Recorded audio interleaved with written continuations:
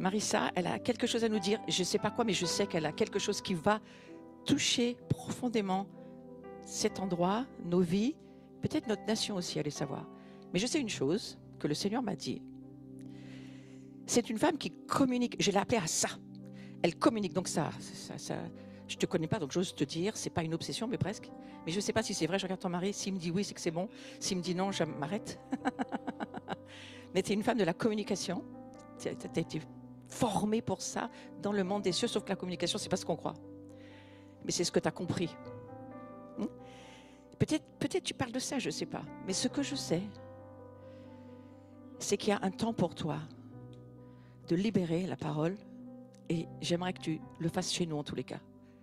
Et on va écouter ce que le Seigneur y met sur ton cœur. Et puis on te laisse toute la liberté de bouger dedans. Hein? D'accord? Mais je te souhaite la bienvenue et je te remercie d'être là et d'être venu pour nous. Amen. Allez, viens. Merci Florence. En fait, quand elle dit que je suis quelqu'un de la communication, en fait, je dirais plutôt que pour moi, le Seigneur m'a demandé de pousser les personnes en avant, faire lever les personnes et connecter les personnes pour justement l'avancement du royaume. Et quand Florence m'a contactée suite à MLK, cette fabuleuse conférence qu'on a vécue dans la gloire, qui était vraiment extraordinaire, ma première réaction a été, Florence, oh, merci de m'inviter, c'est super, mais en fait, moi je ne vais pas venir seule.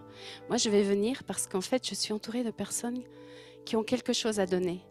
Et moi, mon talent, mon don que Dieu m'a donné, c'est de trouver ces personnes, de les embarquer avec moi, de les pousser et qu'elles rentrent dans leur plein potentiel et dans leur plein appel. Ça, c'est vraiment ce que je fais tous les jours, en fait.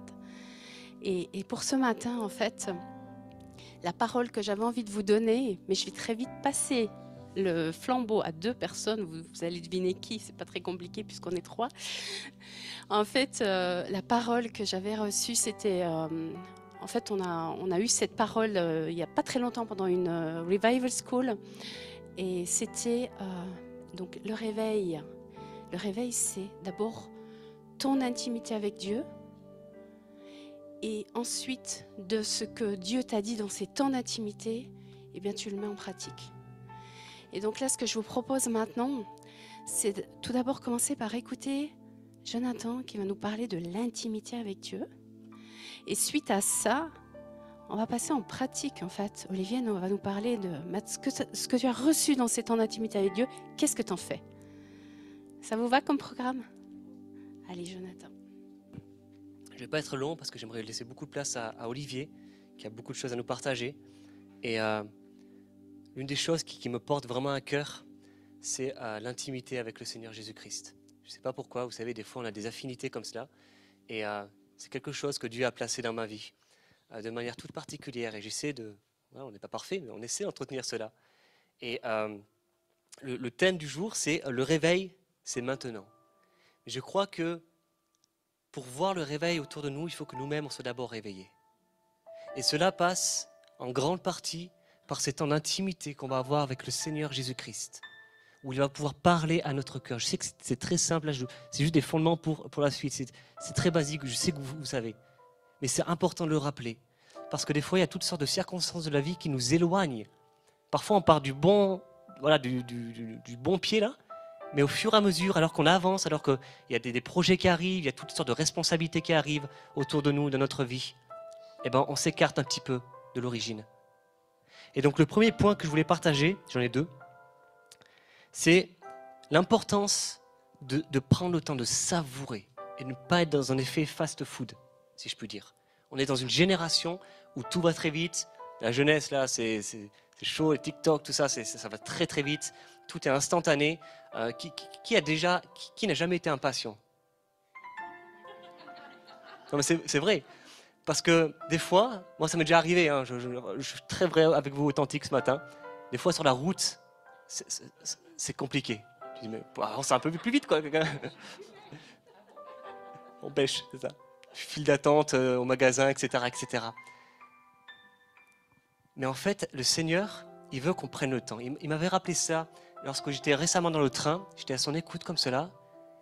Et en fait, j'ai reçu ça sur mon cœur, je me suis dit, mais en fait, Seigneur, tu veux vraiment qu'on prenne le temps, qu'on savoure ces moments avec toi. Qu'on ne vienne pas juste en mode fast-food, en mode, allez, mon petit temps de prière, et puis après, basta, c'est fait, je peux commencer la journée. Non, prenons le temps avec le Seigneur Jésus-Christ. Parce que c'est là où il va vraiment venir nous parler. Là, il va venir nous équiper, déposer des pensées en nous, pour aller justement impacter les gens autour de nous.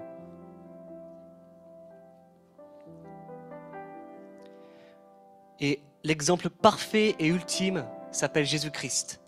Dans Luc 5, versets 15 à 16, il est dit « Sa renommée se répandait de plus en plus, et les gens venaient en foule pour l'entendre et pour être guéris de leur maladie. Et lui, là c'est fou, et lui, il se retirait dans les déserts et priait. » C'est-à-dire qu'il y avait toutes sortes de sollicitations autour de Jésus, constamment. Mais lui, il savait prendre le temps, il savait faire la part des choses pour prendre le temps avec le Père Céleste. Il ne s'est pas laissé submerger par la foule de demandes, de prières, de guérisons, de délivrances. Il y en avait à gogo, si je puis dire. Mais lui savait faire la part des choses et prendre le temps avec son Père. Et le deuxième point, c'est qu'il y a des choses auxquelles auront accès ceux qui savent prendre réellement le temps avec Jésus, que d'autres n'auront pas accès. Vous savez, les disciples Pierre, Jacques et Jean, ils ont vécu des choses que les autres disciples n'ont pas vécues. Parce qu'il y avait une proximité toute particulière avec Jésus-Christ. En fait, il y a différents niveaux de proximité avec Jésus. Et il y a des choses, on va être tellement proche de son cœur qu'on va recevoir des choses que d'autres personnes ne vont pas recevoir. Parce qu'il y a cet aspect de proximité, parce qu'il veut parler à ses amis. J'aime cette image du disciple Jean qui posait la tête contre la poitrine de Jésus. Il y avait une proximité. Et je crois que c'est ce que Jésus y veut. Et c'est ça en fait. L'exemple de Jésus était celui qui était bien sûr en mission auprès des gens, mais aussi qui savait prendre le temps avec le Père Céleste. Donc en fait, c'est la question que j'aimerais vous laisser. Avons-nous soif de plus de Jésus aujourd'hui et pour tout le reste? Est-ce qu'on va chercher, est-ce qu'on a cette faim qui va nous pousser dans l'intimité à même faire des choses qu'on ne faisait pas auparavant? À prendre le temps peut-être à se lever plus tôt, à se coucher plus tôt pour se lever plus tôt par exemple. Est-ce que cette faim-là va nous pousser à aller rechercher le cœur de Dieu?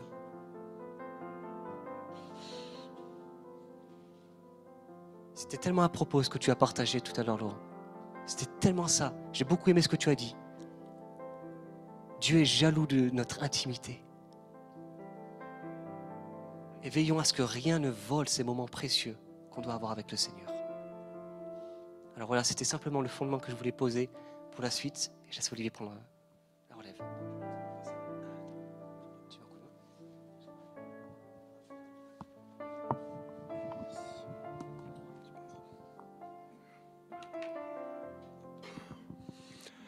Waouh, franchement, Dieu est bon. Franchement, il y a vraiment, tout à l'heure je priais pour ça, mais il y a vraiment une grâce sur vous. Il y a vraiment une grâce sur ce lieu, sur cette église. Et je dis pas ça parce qu'on est ici vraiment, sinon je le dirais pas. Je dirais autre chose, il y a tellement de choses à dire, mais vraiment il y a une grâce particulière. Et souvent, moi je suis aumônier de prison, et souvent, donc le dimanche matin je suis en prison, un dimanche sur deux je suis en prison. On fait des cultes en prison. Et aux détenus, je leur dis souvent, vous savez, vous êtes des privilégiés d'être ici. Parce que vous entendez des choses que les autres détenus n'entendent pas. Vous vivez des choses que d'autres détenus n'entendent pas. Que d'autres personnes, même dans la société, n'entendent pas. Et je dis ça souvent parce que dès qu'on parle de Jésus, dès que Jésus est glorifié, il se passe quelque chose dans les vies. Mais ce matin, il y avait quelque chose, il y avait vraiment quelque chose de chargé. Et je crois que quand Dieu fait ça, c'est parce que Dieu a des projets d'amour, projets de libération, des projets pour vous, pour vos familles, pour cette ville, mais vraiment. Parce que pour Dieu, la puissance de Dieu, on le voit dans la Bible, hein, la puissance de Dieu sur un homme, elle change des centaines et des centaines de vies. Parce que c'est Dieu, parce que c'est pas nous, c'est Dieu. Et ce matin, du coup, j'avais à cœur de vous raconter l'histoire. Alors, des fois, c'est dur de dire des choses comme ça, mais des histoires extraordinaires de ce que fait dans des personnes tout à fait ordinaires. Parce que franchement, bon, vous ne me connaissez pas beaucoup, mais je suis quelqu'un de tout à fait ordinaire, j'ai rien de spécial. Et pourtant, je suis spectateur de ce que Dieu fait, notamment en prison. Et c'est ça que je vais vous raconter ce matin, pour vous encourager, de vous dire que Dieu le fait. Moi, j'ai eu cette grâce que Dieu m'a envoyé en prison. Avant que j'aille en prison, j'étais un chrétien normal, qui allait à l'église le dimanche, qui était responsable, mais j'étais comme beaucoup de chrétiens. J'étais sans doute comme vous. Et c'était il n'y a pas si longtemps, c'était il y a 7 ans. Il y a eu le Covid entre-temps, mais c'était juste avant le Covid. Et du coup, j'ai eu cette grâce dans des temps justement d'intimité. Je dis, Seigneur, je sais qu'il y a plus pour moi. Et le Seigneur m'a dit, mais c'est super, parce que moi je m'occupais beaucoup des chrétiens, j'étais un berger, on va dire, je m'occupais des chrétiens. Et Dieu m'a dit, c'est super tout ce que tu fais avec les chrétiens, mais je voudrais que tu t'occupes aussi des non-chrétiens. Et ça brûlait en moi depuis des années. Et à ce moment-là, j'ai dit, Seigneur, je veux bien, mais comment je fais ? Dans l'église, c'est facile, les gens ils ont des besoins. Voilà, dans l'église, on prend soin des uns des autres et c'est bon. Mais quand c'est des non-chrétiens, comment je fais ? Je vais pas aller dans la rue et dire aux gens, voilà, est-ce que je peux prier pour vous ? Bon, on l'a fait hier avec Flo, mais je veux dire, à l'époque, je savais pas comment faire pour faire ça. Je me disais pas, je vais arrêter les gens, leur dire, voilà, Dieu vous aime, est-ce que je peux prendre soin de vous ? J'avais pas de stratégie, je savais pas comment faire. Et puis, le Seigneur a ouvert une porte en prison.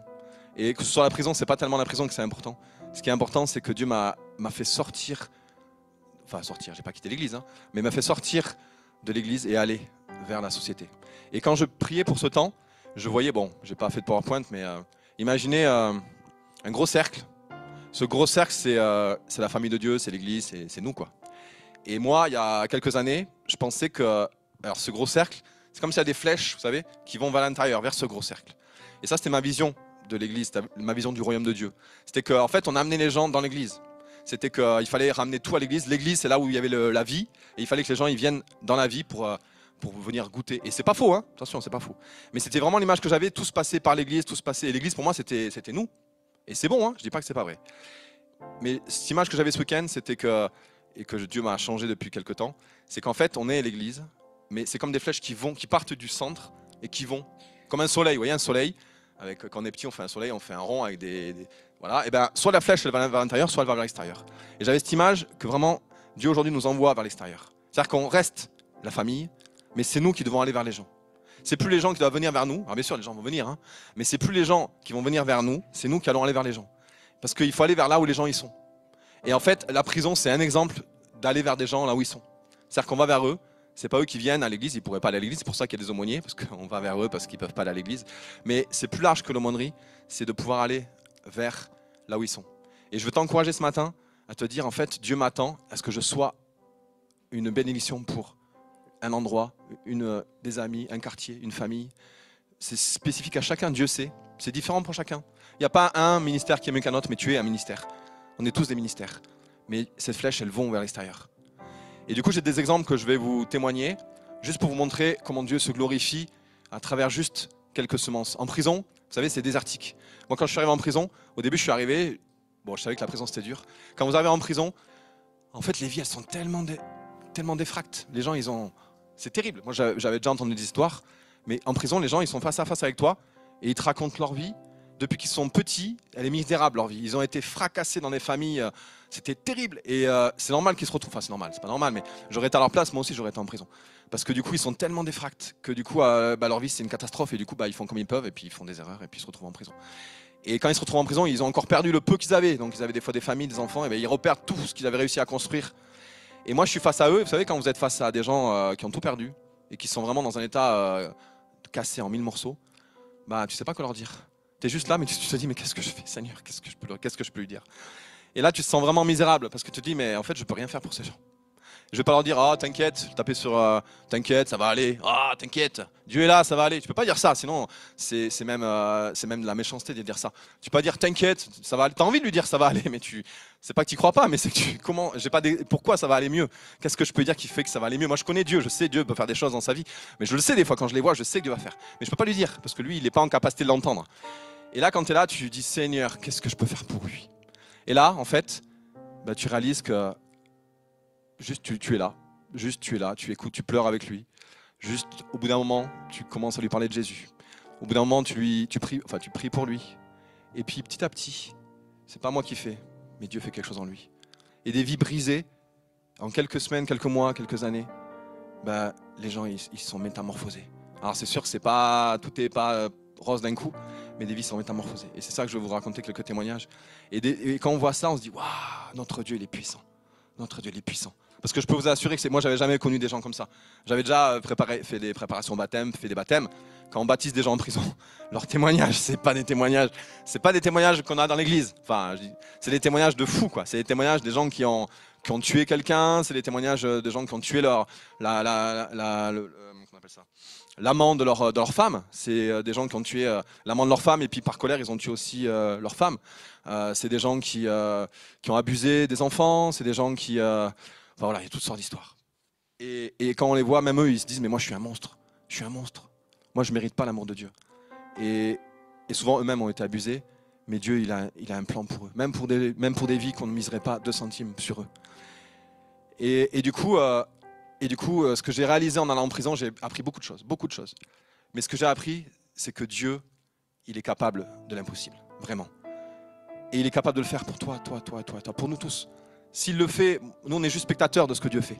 Mais si Dieu le fait pour quelqu'un de lambda, il peut le faire pour n'importe qui. Il peut le faire pour n'importe qui. Et du coup, je peux vous raconter ces témoignages que moi, quand je vais en prison, je rencontre des gens. Dans les couloirs, dans les cellules, quand ils arrivent aux arrivants. Ils sont là, ils découvrent la prison, ils sont au bout de leur vie. Ils sont même des gens qui sont des balèzes, des costauds, des gens qui ont des carrures. Et on les voit pleurer comme des enfants de 2 ans. Parce que la prison, ça te brise, ça te fracasse. Et là, quand tu es là, du coup, ils sont brisés, puis beaucoup veulent se suicider. Et toi, tu es là, tu tombes par hasard sur eux. Et puis là, tu commences à les aimer, à témoigner l'amour de Jésus. Et certains me disaient, Olivier, la première fois que tu es venu me voir, moi, je voulais me suicider. Je voulais mourir, parce que j'avais plus d'espoir. Et puis, tu m'as parlé de ce Jésus. Et ça m'a intrigué. Et je me suis dit, tiens, je ne connais pas Jésus. Moi, il connaissait toutes les religions. Il était marié avec une musulmane, son père était juif, mais il ne connaissait pas Jésus.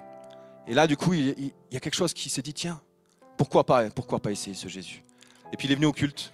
Et puis quelques semaines après, il a reçu Jésus dans son cœur. Puis après, il s'est fait baptiser. Et aujourd'hui, c'est plus le même. C'est plus le même. Aujourd'hui, c'est plus le même. Bon, il est sorti depuis, mais c'est plus le même. Et des témoignages comme ça, il y en a tellement. Il y a ce fameux gars dont je vous ai dit qu'il avait tué l'amant, et puis sa femme. Et ce gars, il parlait plus. Ce gars, on l'a vu au début, on ne savait pas son histoire. Il parlait plus. Il parlait avec les yeux. Il parlait plus. Et il venait, il disait rien. Puis on se disait, mais c'est bizarre, qu'est-ce qu'il a? Puis en fait, après qu'on a su qu'avant, il parlait, il était normal. Mais ce qu'il a commis, c'était tellement impossible, impardonnable, qu'il parlait plus, il pouvait plus parler. Enfin, il parlait, mais il disait quelques mots, mais il parlait pas. Quand il disait ça va? Non. Ça va? Bof. Mais il disait pas plus. Et ce gars, il venait semaine après semaine. Et puis semaine après semaine, on lui parlait de Jésus. Et puis il parlait avec les yeux. Et on voyait avec les yeux qu'il était intrigué. Avec les yeux, il disait, mais et si c'était vrai? Et si c'était vrai que Dieu il m'aime, malgré tout? Et ce gars, il ne pouvait pas se pardonner. C'était impossible. Il ne pouvait pas se pardonner. Et puis, semaine après semaine, il est venu. Semaine après semaine, on l'a vu bouger. Semaine après semaine, on l'a vu s'ouvrir. Bon, il ne parlait pas beaucoup plus, mais on l'a vu s'ouvrir. On a vu son visage changer. Et au bout de 2 ans, il a eu son procès. Parce que le procès, c'est long. Et puis, le procès, c'est dur. Vous savez, un procès, même quand... Bon, lui, c'était... Mais même pour des procès anodins, mais les gens qui se passent en procès, on les accable. C'est comme si c'était tous des Adolf Hitler en puissance. C'est-à-dire que même si le gars il a fait ce qu'il a fait, mais on l'accuse comme si c'était le pire des hommes, quoi. Et donc lui, il allait prendre cher dans son procès. Et la veille du procès ou 2 jours avant du procès, je vais le voir en cellule. Et on parle. Alors il parlait pas, je parlais beaucoup. Je faisais les questions, les réponses. Et puis après, à un moment, il me dit, Olivier, il faut que je te dise quelque chose. Je dis oui. Il me dit, hier soir, Dieu m'a parlé. Je dis, mais pourquoi tu commences pas à me parler de ça? Parce que ce qu'il m'a dit, c'était un truc de fou. Mais on parlait depuis 5 minutes de tout, de rien. Il me dit, Dieu m'a parlé. Et Dieu m'a dit, en fait, qu'il me pardonnait. Et là, il pleurait. Et quand il m'a dit ça, j'ai dit, non. Je savais, on sait que Dieu fait ces choses-là. Mais quand la personne, elle le dit, je me dis, waouh, il le sait maintenant. Dieu lui a parlé en direct. C'est pas nous qui lui avons dit, c'est Dieu qui lui a dit. Et là, je lui ai posé la question, mais et toi, du coup, est-ce que tu t'es pardonné? Et il m'a dit, oui, je me suis pardonné. Et là, je me disais, c'est pas possible. C'est impossible qu'un homme qui a vécu ce qu'il a vécu, et c'était la veille du procès. Et je pense qu'il n'aurait pas vécu ça la veille du procès, ça aurait été dur le procès. Parce qu'au procès, il s'est fait accuser, fracasser, non, à juste titre, mais plus que... Et suite à ça, eh ben, sa vie elle a changé. Je ne dis pas que tout a été facile, je bois un coup. Je ne dis pas que sa vie a été facile, merci.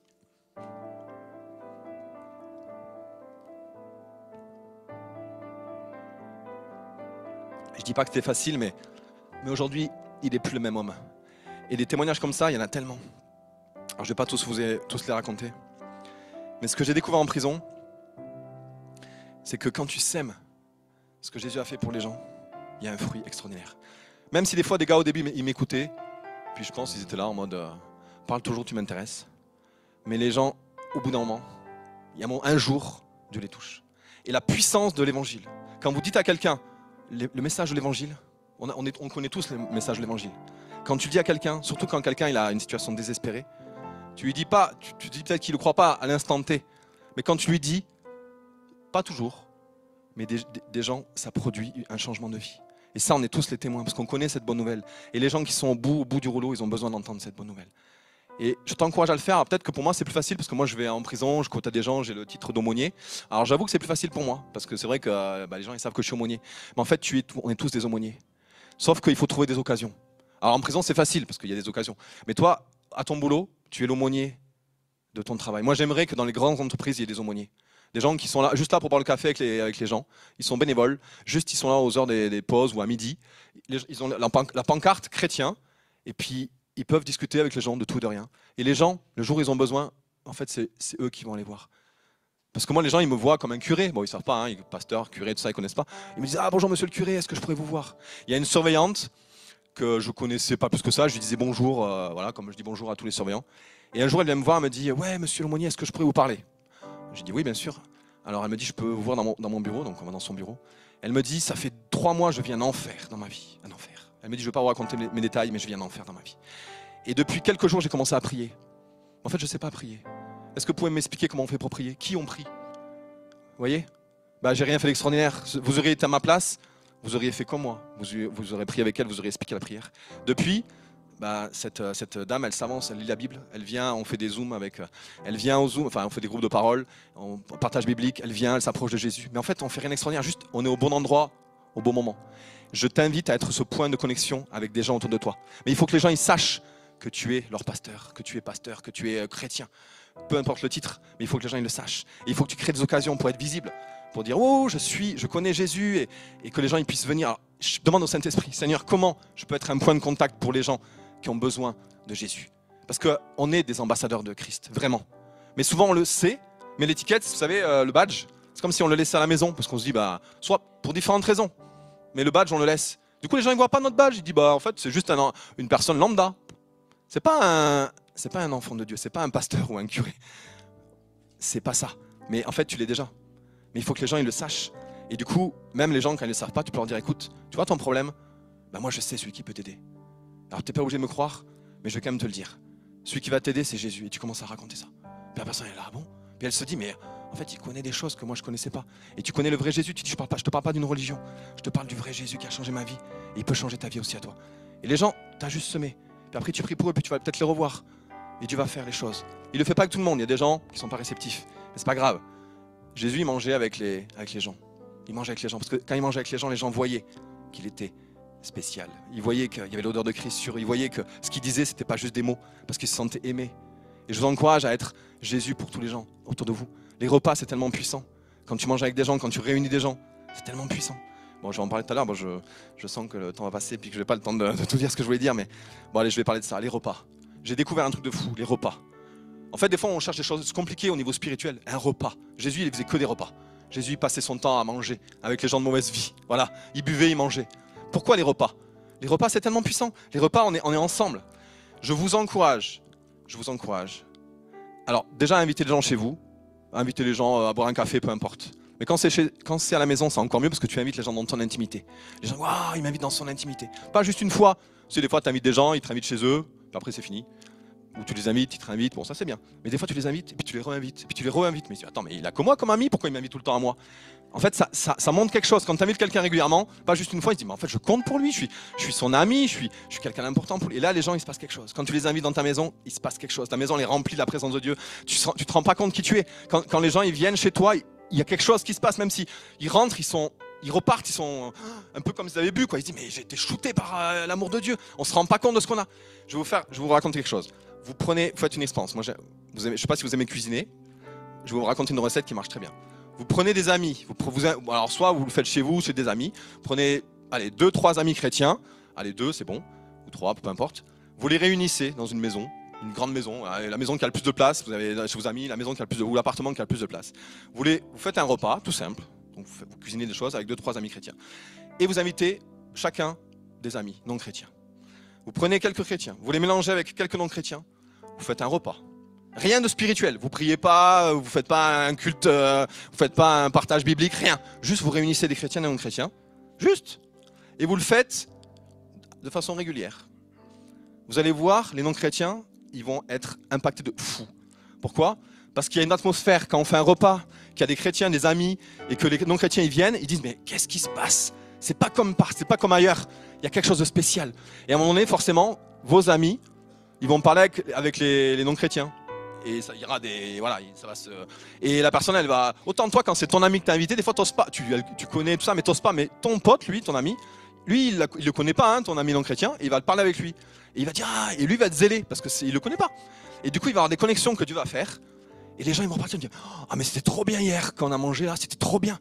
Parce que du coup, les gens, ils disent, ah, c'était une ambiance bienveillante. Oh, mais je sais pas, c'était trop bien, les gens, je sais pas, il n'y avait pas de sous-entendu, vous savez, il n'y a pas de blagues pourries, il n'y avait pas d'alcool à tire-larigot. Et vous savez, quand vous êtes entre chrétiens, il y a une joie. L'autre jour, j'étais chez des amis. Je suis ressorti, j'étais ivre, on n'avait pas bu, hein. J'étais ivre, des fous rires, on rigolait, c'était... Les gens quand ils viennent, qui goûtent à ça, ils disent mais comment vous faites, vous êtes dans la joie, vous êtes ivre, sans alcool.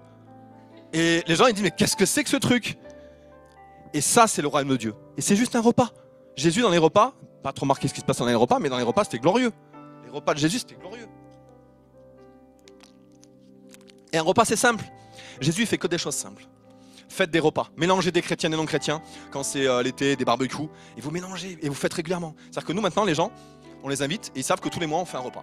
Alors maintenant ça s'agrandit, parce qu'il y a toujours de nouveaux qui se rajoutent, et on fait des repas, on est, je sais pas, une quinzaine, moitié chrétien, moitié non chrétien. Et la fois passée, une des surveillantes qui est venue là, celle que je vous ai dit, qui est venue me voir pour me dire qu'elle est venue, puis elle avait invité sa mère, son beau-père, son fils. Ils sont venus. On a fait un barbecue, bon c'était il y a quelques mois, hein, qui faisait encore beau. Ils sont venus. Et elle nous a, après coup, le lendemain, elle m'a dit, tu sais Olivier, ma mère, quand ils sont venus, m'ont dit, mais tu sais, là, ce que tu fréquentes, c'est des gens tellement bien. Cette femme, elle avait une vie difficile. Et là, elle dit, mais pour la première fois de ma vie, je me sens aimée. Pour la première fois de ma vie, je sens qu'on m'apprécie. J'ai l'impression d'avoir de la valeur. Et ma mère, quand elle a vu ça, elle dit, mais tes amis sont extraordinaires. On n'est pas extraordinaires. On est normaux. Mais pour les gens du monde, on est extraordinaires. Et elle disait, mais c'était incroyable. Elle me dit, mais elle me dit, c'est génial. Et sa maman, du coup, on a pu prier, elle a pu recevoir aussi Jésus.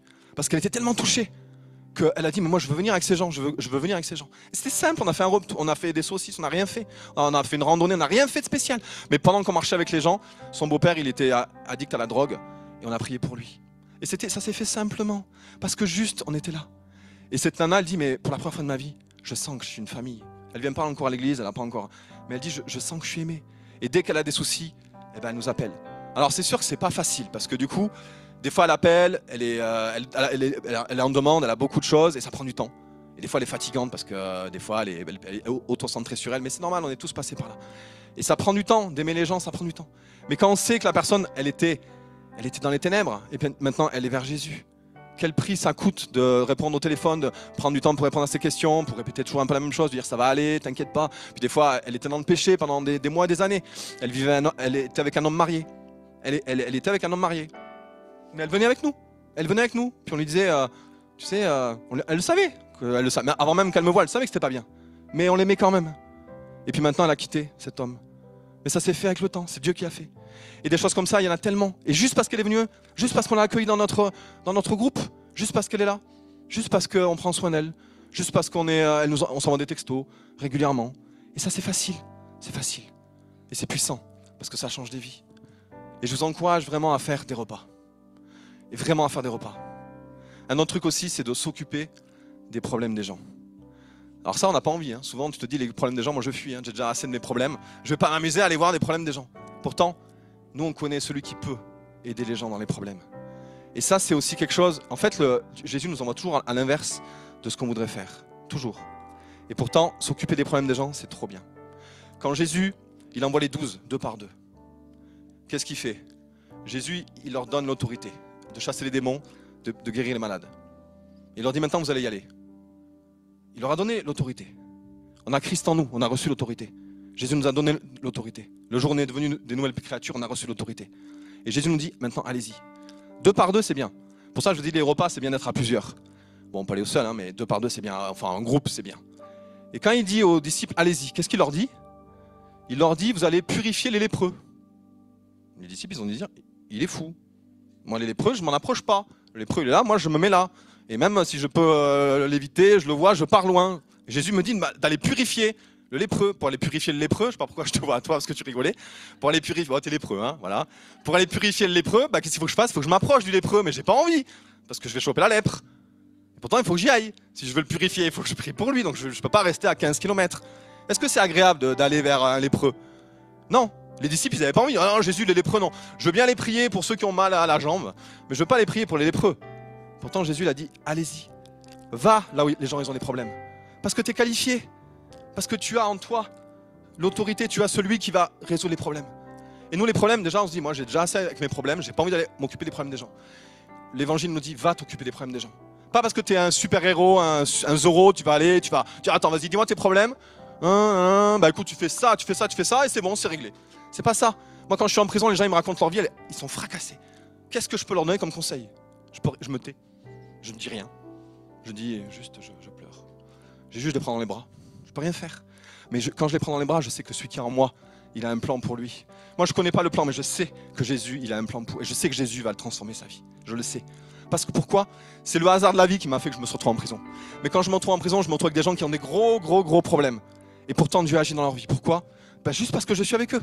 Et parce que je leur parle de Jésus. C'est tout. C'est facile l'évangile. L'évangile, c'est juste, moi je peux rien faire pour toi. Enfin, je ne dis pas ça, hein. Mais en gros, on peut le dire. Moi je peux rien faire pour toi, mais je connais celui qui peut faire quelque chose pour toi. Mais si ces personnes, elles ne connaissent pas quelqu'un qui connaît Jésus, qui va s'occuper de leurs problèmes? Qui va s'occuper de leurs problèmes? C'est pas le psy, ouais, voilà, le psy. Alors le psy peut faire une partie.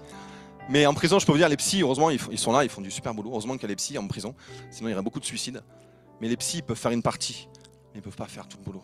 Toi, tu peux faire le boulot parce que tu connais Jésus. Tu connais la solution pour les gens. Mais si tu savais à quel point Dieu change les vies, tu le sais déjà. Mais il faut maintenant que tu l'expérimentes. Pour l'expérimenter, il faut que tu ailles vers eux, que tu sors de ta zone de confort. Et c'est pas si dur que ça. C'est juste un cœur qui dit, Seigneur, j'y vais. Comme les 12. On y va 2 par 2. On y va. Et juste on laisse Dieu agir. Tu fais ta part et Dieu fait la sienne. C'est tout. Mais est-ce que tu es prêt à y aller? Alors des fois, tu es intimidé. Hein. Les disciples devant les lépreux, j'imagine quand ils sont allés voir les premiers lépreux, même s'ils avaient l'autorité, ils devaient trembler. Hein. C'était des humains. Hein. Ils disent, je vais mourir, je vais obéir à Jésus, je suis mort. Merci Jésus, tu nous as envoyé 2 par 2, tu nous as envoyé à l'abattoir, sympa. Trop bien, on va mourir de lèpre. Trop bien, le programme de Jésus, c'est trop bien. C'est ça qu'il devait se dire. Jésus, pourquoi toi, tu t'occupes pas des lépreux? Quand on est avec toi, ça va bien. Hein. Toi, tu es là, tu les touches, tu les guéris. Nous, on est là, on observe, on t'applaudit. Voilà, ça, j'aime bien ça. Ça, c'est bien, je suis dans ma zone de confort. Vas-y, Jésus. Nous, c'est pareil. Vas-y, viens à l'église, viens à l'église. Viens à l'église, il y a les pasteurs, il y a Flo, il y a Bruno. Viens à l'église, il y a les responsables. Ils vont s'occuper de toi. Souvent, c'est ça qu'on fait. Moi, il y a 7 ans, je faisais ça. Je disais aux gens, viens à l'église, tu verras à l'église, c'est trop bien. Et c'est bien l'église. Attention, je dis pas que c'est pas ça. Hein. Mais tu es l'église. Jésus l'a envoyé, il n'a pas dit aux disciples, amenez-les vers moi et je vais les guérir. Non, il a dit, guérissez-les. Il n'a pas dit, venez, guérissez-les. Ce matin, Jésus te dit, guéris-les. Guéris-les, occupe-toi des problèmes des gens. Occupe-toi des problèmes des gens, tu vas... Et même quand tu t'occupes des problèmes des gens, en vérité. Bon, c'est sûr, c'est notre chair, elle aime pas trop, hein, parce qu'elle aime pas trop s'approcher des lépreux. Mais quand tu t'occupes des problèmes des gens, et que tu vois quelqu'un qui était au bout de sa vie, et juste parce qu'il reçoit Jésus, juste parce qu'il s'approche de Jésus, sa vie, elle change. Oh, mais tu dis, Seigneur, utilise-moi encore plus. Ok, je tremblais, mais utilise-moi encore plus, je veux vivre pour ça. Je veux vivre parce que Seigneur, moi tu m'as tout donné Seigneur. Je veux être utile à ton royaume, je veux être utile à tes enfants. Je veux être utile à tous ceux qui souffrent. Moi tu m'as libéré. Et tu me libères encore parce que ma vie elle n'est pas finie, hein, il y a encore des défis. Mais je sais que tu es celui qui va libérer tous ces gens. Et tu n'as qu'une envie, quand tu es spectateur de ce que Dieu fait, ça change ta vie. Moi avant, j'étais spectateur de pas grand chose. Parce que, en fait, je lisais des bouquins, je dis, waouh, c'est trop bien ce qu'ils vivent, waouh, c'est trop bien, vous savez, des grands ministères, là, t'entends ce qu'ils font, tu te dis, c'est trop bien, moi aussi je voudrais vivre ça. Mais j'étais juste spectateur. Quand tu commences à vivre ces choses-là, tu te dis, en fait, c'est possible pour moi. Et ce matin, je veux vous dire que c'est possible pour vous. On a vécu un temps ce matin où Dieu, je sais pas, dans l'esprit, quand on était dans l'esprit, on sentait qu'on était plus que des hommes et des femmes. On sentait qu'on était des vaillants héros. Je ne sais pas si vous avez senti. On sentait qu'avec Dieu, tout était possible. Mais ce n'est pas juste pour ce matin. C'est pas juste demain matin, on va se lever, on dit oh là là là là là, j'ai plein de trucs dans ma journée, j'ai plein de rendez-vous au boulot, machin, oh, ça va être dur. Non, non, c'était pour tous les jours, c'était pas que pour ce matin, c'était pour tous les jours. Et prenez le risque d'aller. Prenez le risque de voir. Il faut que vous voyez des miracles de vos yeux. Comme on a vu hier soir, comme vous voyez régulièrement à l'IMG. Il faut que ce soit vous qui voyez ces miracles. Quand vous priez pour quelqu'un, vous voyez la personne qui est guérie. Tu dis waouh, Dieu, tu m'as utilisé moi, avec ma petite foi. Tu m'as utilisé moi pour guérir cette personne. Dieu, vous ne l'utilisez pas que pour la guérison, pour toutes sortes. Pour toutes sortes. Mais osez aller. Dites-vous, Seigneur, là vous pensez peut-être, pendant que je suis en train de parler, pensez peut-être à des gens autour de vous, des situations compliquées autour de vous. Ça peut être dans votre famille, ça peut être dans vos enfants, vos parents, des collègues de boulot, des gens de votre voisin. Pensez à des situations, des gens qui vous ont partagé des choses dures. Dites-vous, Seigneur, est-ce que tu veux juste que je commence à prier pour cette personne? Et quand je vais la voir, je vais juste lui dire, je prie pour toi. Je prie pour toi, pour cette situation. Écoute, si tu veux qu'on en parle, moi je suis là pour toi, je veux t'encourager. Je sais que c'est pas facile ce que tu vis, mais je veux t'encourager. Pendant que je vous parle, Dieu vous parle.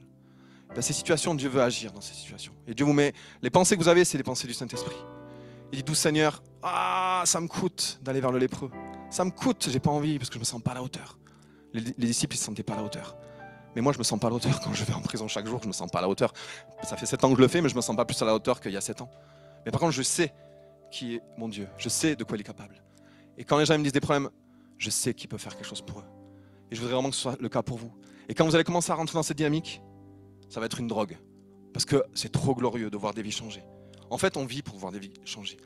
Il y a 7 ans, moi, je ne voyais pas de vie changer autour de moi. Je vous avoue, hein. Chaque année, on faisait le bilan. Alors, combien de personnes t'as amené au Seigneur? Combien de personnes et j'étais là, on était là tous dans les responsables. Il n'y avait pas. Il n'y avait pas. Alors, il y avait des choses qui se passaient dans l'église. Mais ce n'était pas forcément nous. C'était des gens qui se faisaient baptiser, tout ça, mais ce n'était pas nous. Pourquoi?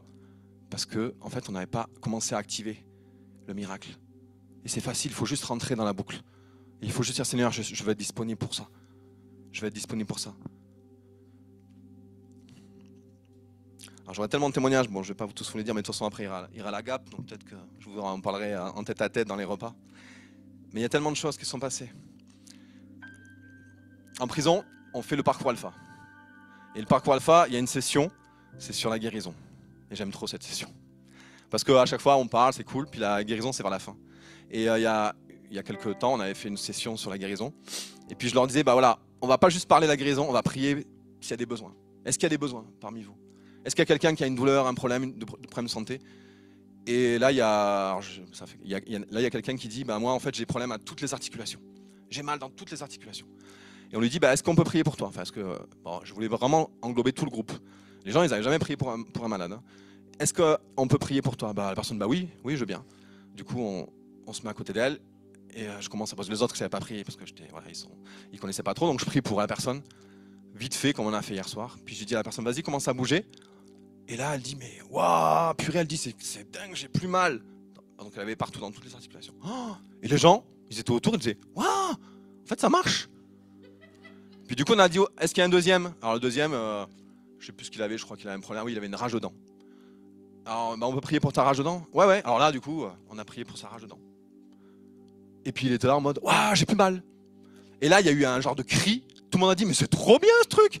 Et tous, ils voulaient prier pour les malades. Alors du coup, on a prié. Et tous, ils voulaient après, et c'est eux qui priaient pour les malades. Et on a prié pour tous les malades. Et il y a eu des gens, ils ont prié et ils ont vu des choses de fou. Juste parce qu'ils ont été spectateurs de ce que Dieu fait. Et même ils disaient, waouh, mais Dieu m'a utilisé, parce qu'on était à 3 à poser les mains. Et ils ont vu ça, ils ont dit, mais c'est incroyable. Ça, c'est réservé pour nous. Mais si on n'a pas un temps où on propose aux gens de prier pour eux, on ne verra jamais de guérison. Et des fois, je suis d'accord, c'est pas évident. Des fois, c'est pas évident, parce que là, c'est facile. Hein. Mais pour vous, c'est pareil. Quand vous faites ces repas, là, je parlais des repas tout à l'heure, qu'est-ce qui se passe dans ces repas?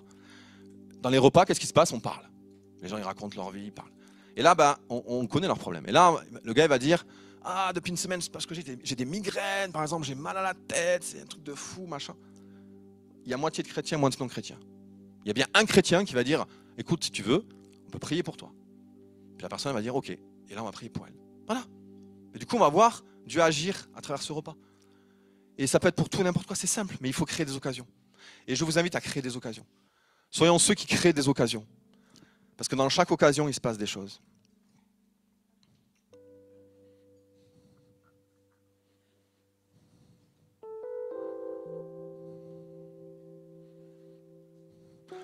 un truc que j'ai découvert en prison.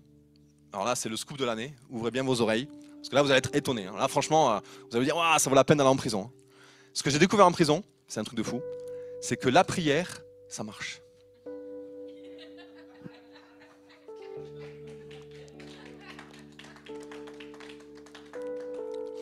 Non mais, vous rigolez, mais avant que je sois en prison, en vérité, quand on était à l'église, on prie beaucoup à l'église pour les uns pour les autres. Mais quand je priais pour quelqu'un, la personne, elle venait pas me voir la semaine après. On me dit, ah Olivier, t'as prié pour moi la semaine passée, j'ai été guéri, ou j'ai trouvé du boulot, ou je sais pas. Pourquoi? Parce que j'étais pas le seul à prier pour elle. Il y a peut-être 5 ou 6 frères ou sœurs qui ont prié pour elle. Donc la personne, et des fois les gens le disent pas, ou ils le disent pas à moi. Donc moi on priait, mais on savait jamais si la prière était exaucée. C'est vrai, hein? Donc moi j'avais un niveau de foi pour ma prière, en me disant, c'est un acte religieux, il faut prier. Enfin j'exagère un peu, mais c'était un peu ça. Me dire, est-ce que tu peux prier pour moi pour que je trouve du boulot? Oui, je vais prier pour toi. Mais c'était en gros, voilà, c'est devoir religieux. Je le fais parce qu'à l'église on prie pour les gens, on prie pour les besoins. Mais j'avoue quand je priais pour la personne, je me disais, bon Seigneur, fais quelque chose quand même, parce que au moins que ma prière soit pas inutile. C'était ça. Je vous dis la vérité. Je suis arrivé en prison. En prison, il n'y a personne qui prie pour eux. Hein. Si ce n'est pas un aumônier, il n'y a pas des gens qui vont prier pour eux. Donc les gens ils me disent leurs problèmes. Qu'est-ce que je fais? Je vais prier pour eux. Donc je dis, écoute, alors la personne, je sais pas, elle n'a pas vu sa famille ou elle ne peut plus voir sa famille pour différentes raisons, je ne sais rien. Et je dis, écoute, on va prier pour ça. Alors on prie. Puis 3 jours après, Olivier, on a prié pour que je puisse voir ma famille au parloir. Et on a prié le lendemain, j'ai reçu la lettre comme quoi c'était bon. Mais des trucs comme ça, j'en ai vu des dizaines, des centaines, plein. Du coup, j'ai dit, en fait, la prière, ça marche. Mais avant, je ne savais pas. Enfin, je savais pas, j'exagère, mais je ne savais pas. Maintenant, ce que je fais, c'est que je prie tout le temps pour les gens. Parce que je me dis, la prière, ça marche. Mais tant que tu n'es pas spectateur de ça, comment tu peux le savoir? Pareil pour la guérison. Souvent, on priait pour les gens. On priait pour les gens. Et puis un jour, il y a un pasteur qui a dit, mais quand vous priez pour les gens, vérifiez, si c'est possible, si la personne, elle est guérie. Mais avant, on ne faisait jamais ça. Avant, on priait pour les gens, puis on partait, puis on ne savait jamais ce qui allait se passer. Mais quand tu pries pour quelqu'un et que tu lui dis, vas-y, bouge maintenant, vois, regarde si ça va mieux, et la personne devant toi, elle dit, ça va mieux. Tu dis, waouh, en fait, la prière pour les malades, ça marche. Mais si tu n'as pas de preuve, comment tu veux savoir que ça marche? Quand tu pries pour des gens qui ne sont pas chrétiens, tu es la seule, peut-être une des seules personnes qui va prier pour ce besoin parce qu'elle ne connaît pas de non-chrétien. Donc, la personne, si elle est exaucée, elle va venir te le dire. Alors, tu vas lui redemander quand même. Tu vas dire, en fait, ça va comment ton problème de mal de tête ou ton boulot, au fait, t'en es où? Ah, écoute, là, j'ai des pistes et tout, j'ai des entretiens. Et elle va dire, écoute, j'ai trouvé du boulot. Mais t'es la seule personne qui a prié pour elle. T'es la seule. Ah, bien sûr, on peut dire c'est le hasard. Bon, elle a eu un coup de bol, elle a trouvé du boulot. Mais quand ça se répète, ça se répète. Au bout d'un moment, tu dis, waouh, je suis une source de bénédiction pour les gens. Dès que je prie, et je prie, pas parce que c'est moi qui prie, hein, mais dès qu'on prie, il se passe quelque chose. Et je vous encourage à prier. Hier, avec Fou, on a fait ça dans la rue. On parle avec les gens. Bonjour, vous allez bien? On commence à parler. On est chrétien, machin et tout. On parle, après, chacun fait son truc. Puis les gens, ils parlent. Ah oui, mais moi aussi, moi je prie un peu, machin et tout. Okay. Puis hier, on parlait avec un couple, et la dame, elle nous dit, ah, mais par contre, ma fille, elle a des... Ouais, je voudrais qu'on prie pour elle, parce que ça va pas trop. Enfin, elle dit pas ça. Elle dit, ma fille, ça va pas trop. Elle a ci comme problème et tout. Qu'est-ce qu'on lui a dit? Madame, est-ce qu'on peut prier pour votre fille? Ah ouais, je voudrais bien qu'on prie pour ma fille. C'est facile. Les gens, tout le monde a des problèmes. Tous des problèmes. Dès que les gens, tu discutes avec eux, que tu commences à les connaître, tu repères. Tu connais le Dieu des solutions. Et dès qu'il y a un souci, tu proposes la prière. Alors 2 possibilités. Soit tu demandes de prier avec elle. Bon, des fois, les gens, ils sont pas à l'aise. Mais c'est pas grave. S'ils veulent pas, tu pries à la maison. C'est pas grave, hein, Dieu s'en fiche qu'on prie avec ou pas. Mais tu pries pour la situation. Et tu pries, tu repries, tu redemandes comment ça va. Voilà, là, tu es en train d'être utilisé pour Dieu. Et quand les gens, leur situation, elle change, waouh, tu te dis, je suis utile pour Dieu. Je suis tellement utile pour Dieu. Et ça t'encourage. Et tu continues. Et ça, c'est trop bien. Et je vous encourage vraiment à prier. Moi, je le fais tout le temps en détention quand je suis avec quelqu'un. On finit toujours par la prière, tout le temps. Et je vais vous raconter une fois, il y a quelqu'un en prison, on parlait. Et j'ai témoigné de Jésus, j'ai parlé de l'évangile, ça. Bon, la personne a été polie, elle m'écoute quand même, parce que je viens la voir et tout, donc elle m'écoute. On parle longtemps, elle me pose des questions, pendant 1 heure on parle et tout, c'était cool. Mais je voyais que bon, pas plus que ça, quoi. Elle était là, mais c'était pas plus que ça. Puis à la fin, je dis, bon allez, avant qu'on se quitte, on va prier. Est-ce que tu es d'accord, compris que je prie pour toi? Elle dit, ok, je prie pour elle. Je prie pour elle 1 minute. Je prie pour que, parce que je prie. Je prie pour qu'elle ait la révélation de Jésus, j'en sais rien. Quand je commence à prier pour elle, elle explose, elle pleure, elle est touchée, mais vraiment, elle est touchée par Dieu. De fou. Et je me dis, j'ai parlé pendant 1 heure. Pendant 1 heure, j'essaie de la convaincre que Jésus, elle avait besoin de Jésus. J'ai prié 30 secondes, et en fait, ça a fait pouf. Et à partir de ce soir, je me suis dit, Olivier, il faut que tu comptes plus sur Dieu et moins sur toi. Et ça m'a libéré sur la prière. Je me dis des fois, écoute, j'ai pas trop le temps de te voir, mais on va prier pour ça. Et c'est puissant. Et depuis, je prie tout le temps pour les gens. Parce que je vois Dieu agir dans la prière. Bien sûr qu'il n'y a pas que la prière. Les gens, il faut les aimer. Les gens, il faut s'en occuper. Mais la prière, c'est vraiment puissant. Et qui prie pour eux? Dans la rue, ce que j'aime dans la rue, quand on est avec les gens dans la rue, ce que j'aime, c'est on peut prier pour les gens. La personne, peut-être que ça fait des années qu'elle vit, personne n'a jamais prié pour elle. Quand tu vas pour elle et que tu pries, tu lui prends la main comme ça. Et tu dis, Seigneur, je te prie, tu bénis cette femme. Seigneur, tu vois, Seigneur, ce qu'elle m'a partagé là, tu vois ses besoins. Tu fais ça, il y a un point de contact. Dieu agit avec ce point de contact. Dieu, il utilise le fait qu'on prie, personne n'a jamais prié pour elle. Tu pries pour elle, il se passe quelque chose. Tu ne sais pas ce qui va se passer, tu ne sais pas comment Dieu va faire, mais il se passe quelque chose. Soyez des points de contact pour les gens, peu importe de quelle façon. Si on faisait la liste, vous connaissez des dizaines, des centaines de personnes autour de vous. Vous êtes des points de contact pour les personnes. Soyez des points de contact. Vous êtes chargés, mais déchargez-vous sur les personnes. Vous savez, notre rôle, il n'est pas très compliqué en vérité. C'est comme l'électricité. Vous savez, l'électricité, il y a la prise, il y a le 220 volts, puis il y a l'ampoule. Il y a l'ampoule qui est là, il y a le 220 volts qui est là. Mais le problème, c'est que s'il n'y a pas un fil qui va du 220 volts jusque dans l'ampoule, l'ampoule, elle ne s'allume pas. Il y a beau avoir le courant, la puissance, elle a besoin de cette lumière pour s'éclairer, mais s'il n'y a pas le fil conducteur, elle ne s'éclaire pas. Tu es le fil conducteur. Un fil conducteur, est-ce que c'est grand-chose? Est-ce qu'il a la puissance, le fil conducteur? Non, c'est juste un petit fil conducteur. Il ne sert pas à grand-chose, le petit fil conducteur. Il n'a pas la puissance. Mais par contre, quand il est branché à Dieu, il amène la puissance de Dieu dans la vie de la personne. Soyons des fils conducteurs. Mais si le fil conducteur, si j'ai la prise qui est là, le fil, le fil il est débranché, il est dans un coin, il ne sert à rien. Si on est des fils conducteurs mais qu'on n'est pas branché, alors on est branché à Dieu. Mais s'il est juste branché à Dieu, mais qu'il n'est pas relié à une ampoule, il ne sert à rien. Nous, souvent, c'est ça. On est branché aux 220 volts, mais on n'est pas branché sur les besoins des gens. Et quand tu es un point de contact pour quelqu'un, tu décharges la puissance de Dieu dans sa vie. Et c'est puissant. Moi, je peux vous dire, en prison, j'en ai tellement vu des choses comme ça. Et soyez ceux qui vont décharger dans la vie des gens. Dites-vous, je veux être cette prise. Je veux être ce fil conducteur. Alors, juste pour finir, je vais vous partager des outils qu'on a tous dans les poches, tous, mais qu'on n'utilise pas trop. Des outils pour voir la gloire de Dieu. C'est des choses pareilles, c'est très simple. C'est très simple, mais ça coûte. C'est comme quand on va voir le lépreux. C'est simple, sur le papier c'est simple, mais en vérité c'est dur. Et ces choses, on les a tous dans les poches, tous. Et le défi, ça va te dire, est-ce que je veux utiliser ce que j'ai dans la poche? Et c'est dur, mais c'est glorieux. Et je finirai avec ça. Est-ce que vous connaissez des gens, alors ça a piqué un peu, est-ce que vous connaissez des gens autour de vous, peut-être même vous êtes concernés, mais je parle autour de vous, qui ont des problèmes financiers? Ils ont la voiture qui tombe en panne, ils ont, je sais pas moi, le four qui tombe en panne, ils ont eu un accident, ils ont une facture imprévue, ils ont une augmentation des impôts, j'en sais rien. Est-ce que vous en avez des gens comme ça autour de vous qui ont des galères financières? Ouais. Ok. L'argent, c'est un témoignage de fou. Quand les gens, on annonce l'évangile aux gens, quand on leur annonce l'évangile, dans la rue par exemple, les gens ils ne nous connaissent pas. Ils disent, hier on avait rencontré une dame, une jeune, et on est là pour ça, on va vers elle et on commence à lui parler. Elle nous dit, mais moi je ne crois pas en Dieu, parce que Dieu, j'ai tellement prié, il n'a rien fait pour moi. Aujourd'hui je me retrouve à la rue, j'ai rien. Et c'était une jeune, et franchement on avait le cœur brisé. Parce qu'en fait elle disait, mais Dieu, il n'existe pas parce qu'il n'a pas répondu à mes prières. Il me laisse dans la galère. Et voilà, quand on va vers les gens, c'est dur, c'est dur. Et la personne, elle ne nous connaît pas. À la fin, on est parti, elle ne nous connaît pas. Elle se dit, bon, c'est juste des gens dans la rue qui parlent. Ils parlent de Dieu, mais en fait, ils ne savent pas de quoi ils parlent. Parce que moi, Dieu, il n'a rien fait pour moi. Par contre, quand c'est ton voisin, il te connaît. Tu le vois régulièrement, tu lui dis bonjour. Tu parles avec lui, tu l'invites à la maison. Tu le connais. Il te connaît plus ou moins, mais il te connaît quand même, parce qu'il te voit. Il sait que tu es chrétien. Il dit, ouais, il est chrétien, c'est cool, il va à l'église le dimanche. C'est chouette. Et je vous dis ça parce que ça m'arrive avec mon voisin. Et un jour, mon voisin me dit, Olivier, écoute, j'ai une galère. En fait, j'aurais besoin de 200 € là, parce que j'ai une galère, je dois payer un billet de train. Et en fait, je galère. Et je suis gêné de te demander ça, mais est-ce que tu pourrais me prêter 200 € parce que j'en ai vraiment besoin pour acheter un truc. Bon, du coup, je lui prête 200 €. Bon, ça va. Et après, il n'arrivait pas à rembourser. Parce que je dis, écoute, garde les 200 euros. Écoute, ça me fait plaisir, c'est cadeau.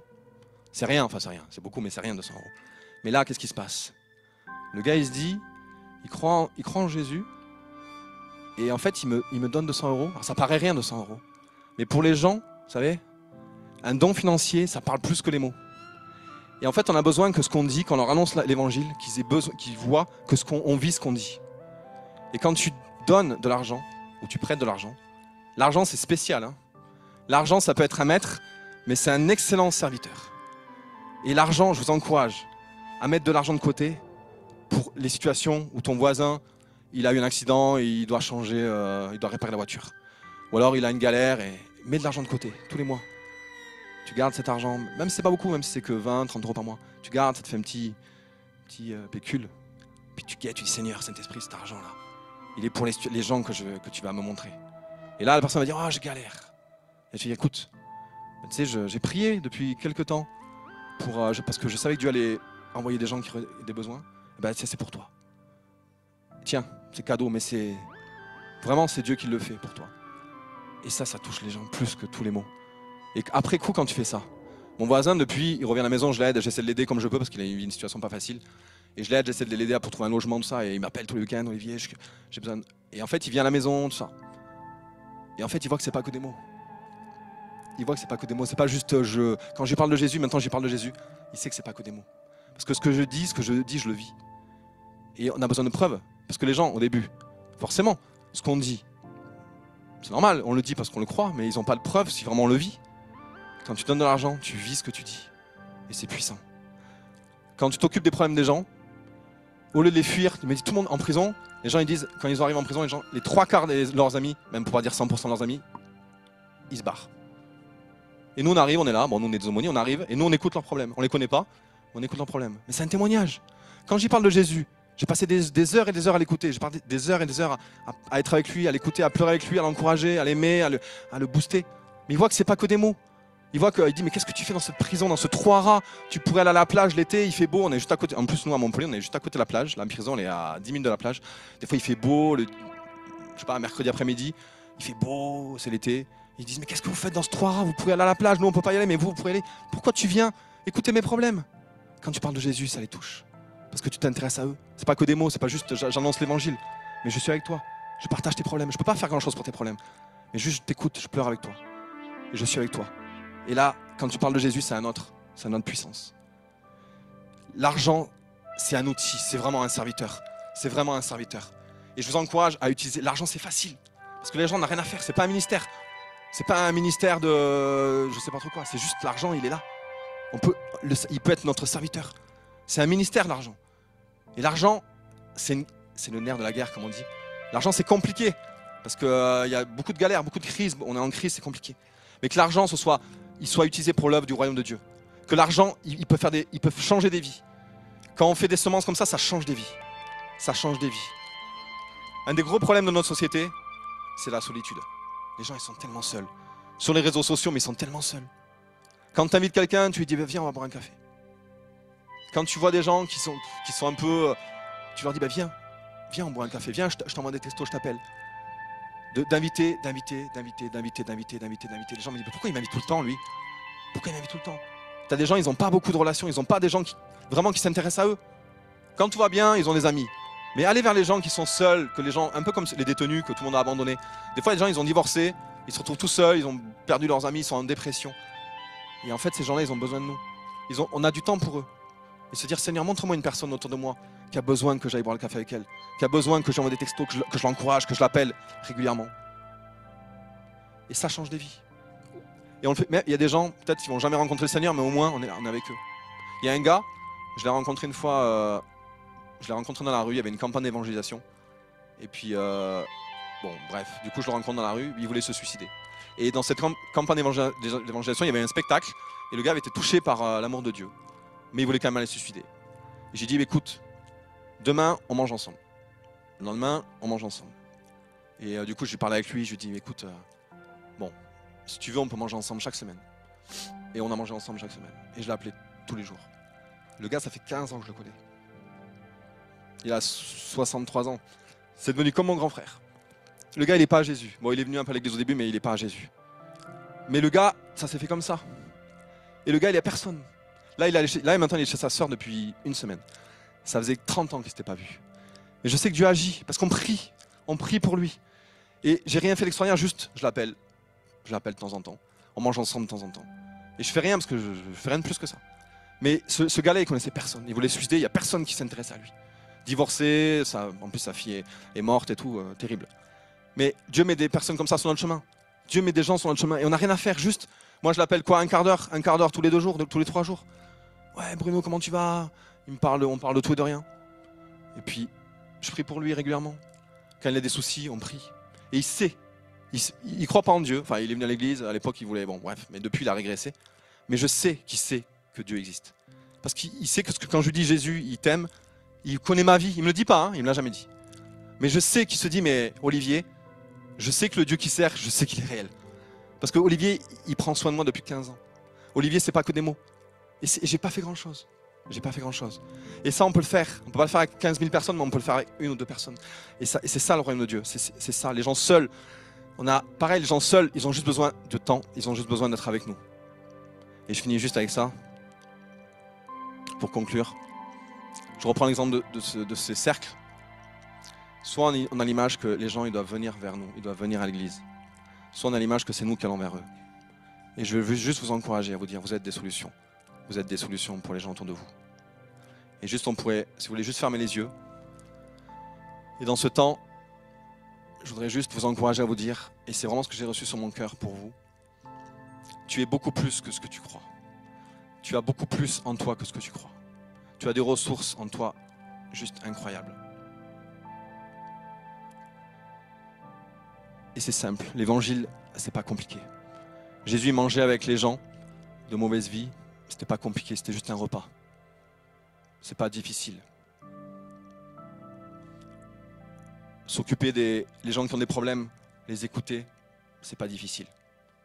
Passer du temps à écouter quelqu'un, l'écouter profondément, pleurer avec lui, c'est pas difficile. Mais ces choses, elles changent la vie des gens. Et nous, on a Jésus en nous, on a celui qui peut tout. Et tout à l'heure, vous avez reçu l'imposition des mains, c'est pas pour rien. Quand vous avez reçu cette imposition des mains, c'est lié aussi à ce message. C'est que Jésus t'envoie maintenant. Bien sûr, tu te considères comme tout petit, tu te considères comme incapable. Mais ça ne dépend pas de toi, ça dépend de lui. Ça ne dépend pas de toi, ça dépend de lui. Et lui, il habite en toi. Tu as la force de Dieu en toi. Il y a une bombe atomique qui habite en toi. C'est l'amour de Dieu. Et cette bombe atomique, elle veut juste exploser d'amour sur les gens. Mais tu l'as déjà reçue. Et je prie maintenant que ces bombes, elles puissent exploser. Dans toutes les relations, dans toutes les situations où les gens ils ont besoin de Dieu. Que cette bombe, elle explose à travers de toi. Que tu sois une bombe, une amorce. Que le 220 volts puisse venir dans leur vie. À travers de toi. Sois ce point de contact pour ces personnes. Je prie maintenant au nom de Jésus. Seigneur, je prie maintenant que chacun réalise qu'il est ce fil conducteur. Que chacun réalise que ce fil conducteur, il est relié au 220 volts. Et que le 220 volts, ça fait des étincelles. La puissance de Dieu, ça fait des étincelles. Là où il y a des géants, tout à l'heure on a parlé des géants. Les géants ne peuvent rien face aux 220 volts de Jésus. Les géants ne peuvent rien face à l'œuvre de Jésus à la croix. Quand tu es avec les gens, ils ont des montagnes devant eux, mais toi tu as Jésus à la croix. Et tu peux dire, tu invoques la victoire de Jésus à la croix sur cette situation. Et alors les géants vont commencer à trembler, les murailles vont se fissurer et le géant va se tomber comme Goliath.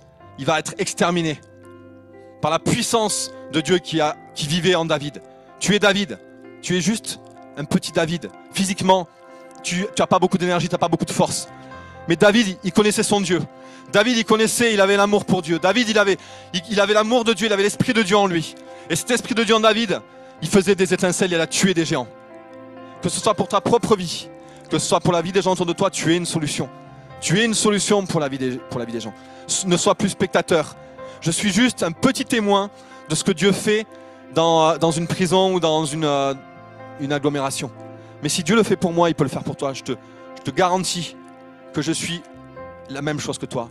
On est fait du même ADN. J'ai rien d'extraordinaire. J'ai rien de spectaculaire. J'ai plein de défauts, j'ai plein de failles. Je fais rien d'extraordinaire. Mais je sais une chose, c'est que Dieu c'est celui qui change les vies. Alléluia. Si c'est ton cas, si tu veux être ce point de contact, si tu dis, Seigneur Jésus, je réalise que j'ai été peut-être trop passif, je réalise que je n'ai pas pris de risque pour laisser la puissance de Dieu agir en moi, juste lève ta main. Lève ta main, ça veut dire Seigneur, je lève ma main pour te dire Seigneur, je suis disponible pour ta gloire.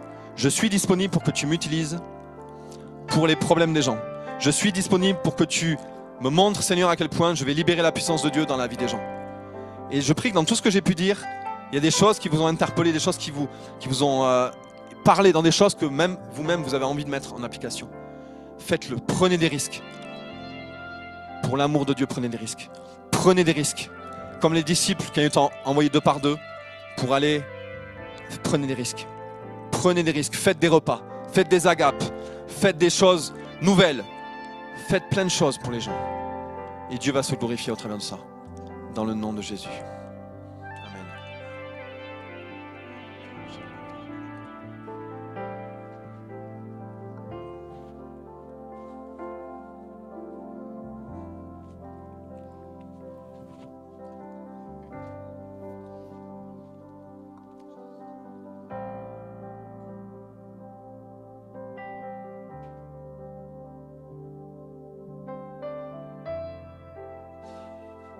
On va prendre des risques. On répond à ce que Dieu nous dit. On en a déjà pris certains, mais on va en prendre beaucoup plus.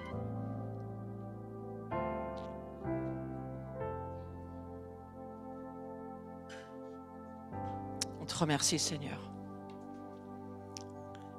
Tu as besoin de nous, on a besoin de toi. Je veux bénir notre frère Olivier.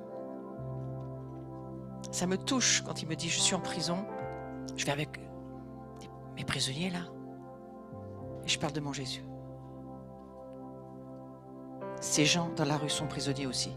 Il faut aller les chercher, eux aussi. Et que nous soyons ce fil conducteur et que les étincelles se fassent. Waouh! Merci Seigneur. C'est un moment saint, c'est pour ça que je prends mon temps.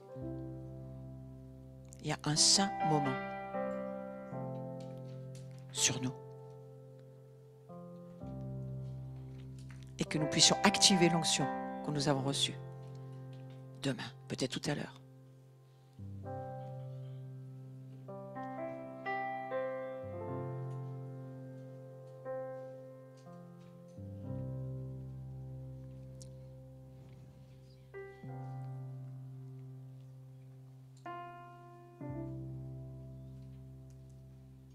Merci Seigneur d'être là.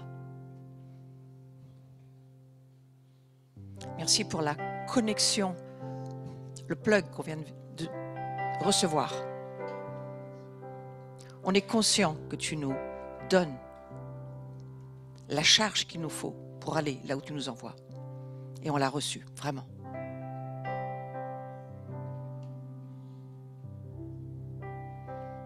On a enlevé la calculette. Et on a dit, oui Seigneur, là où tu me mets, j'y vais. Mais on veut aussi donner des offrandes volontaires. Parfois, on a envie de donner plus. Parfois, on dit, je vais donner encore. Je veux planter dans ce qui se passe.